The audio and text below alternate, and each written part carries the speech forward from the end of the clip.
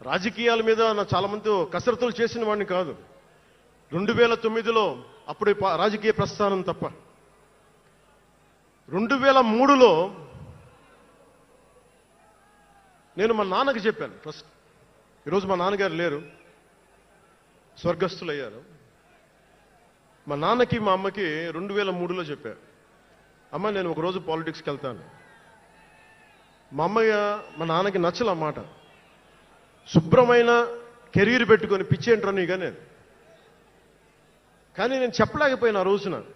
నేను సినిమాలని దృష్టిలో పెట్టుకొని ఎదగలేదు, సమాజాన్ని దేశాన్ని దృష్టిలో పెట్టుకొని ఎదిగాను. సినిమా నాకు ఉపకరణం అయింది కానీ సినిమా నా జీవితం కాలం. చెప్పలేకపోయినా ఆ రోజున. నన్ను చాలామంది, మీరు అందరికీ నాకు గద్దరన్న ఎలా పరిచయం అనుకుంటున్నారు మీరు? రాజకీయాల ద్వారా కాదు. గద్దరన్న ఖుషీ సినిమా చూసి మా అన్నయ్య గారిని పట్టుకొని మా అన్నయ్య గారి దగ్గరికి వచ్చి, మా పెద్దన్నయ్య గారి దగ్గరికి వచ్చి, మీ తమ్ముడిని కలవాల్సిందే నేను. మా అన్నయ్య ఫోన్ చేశారు, అని నేను గద్దర్ గారు కలుస్తారంటాను. నాకు గద్దర్ గారంటే ఇష్టం చిన్నప్పటి నుంచి, మా నాగబాబు గారి దయ వల్ల. సరే కలిస్తే ఆయన ఎంత క్షుణ్ణంగా ఆయన పరిస్థితి చెప్పాడంటే, అరే నువ్వు దేశం కోసం సమాజం కోసం ఆలోచించేవాడివి. నీ ఏ మేరా జహా అనే పాటలో నువ్వు భరతమాతని సంఖ్యలలో బంధించి పెట్టావు కదా, నీ భావం నాకు అర్థమైందిరా అన్నాడు. నువ్వంటే నాకు ఇష్టం రా తమ్మి అని చెప్పి ఆ రోజు నుంచి మాకు స్నేహం. అది నాకు అన్న తమ్ముడ బంధమైందని ఆయన చనిపోయేలోపు.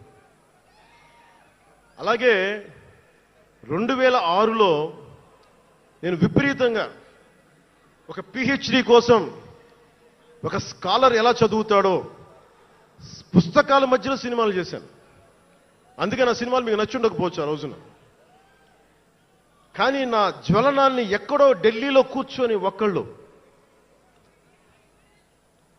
ఢిల్లీ యూనివర్సిటీలో పనిచేసే ఒక ప్రొఫెసర్, ప్రకాశం జిల్లాకు చెందిన వ్యక్తి, నాకు తెలియదు ఆయన ప్రకాశం జిల్లా వ్యక్తి. నా రోజున ఆయన వచ్చి మిమ్మల్ని కలవాలని చెప్పి ఒక నెల రోజులు నా వెంట పడితే ఆయన కలిశారు. ఆయన వచ్చి నన్ను ఒకే ఒక మాట అడిగారు 2006లో, మీరు రాజకీయాల్లోకి వస్తారా?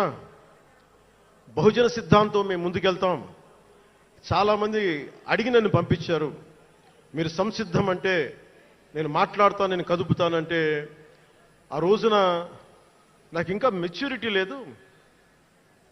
ఒక కుటుంబాన్ని నడపడానికే చాలా శ్రమ పడాలి. ఒక కుటుంబాన్ని ఏకతాటిపైన తీసుకురావాలంటే నేను కష్టపడాలి. ఒక సినిమా చేయాలంటే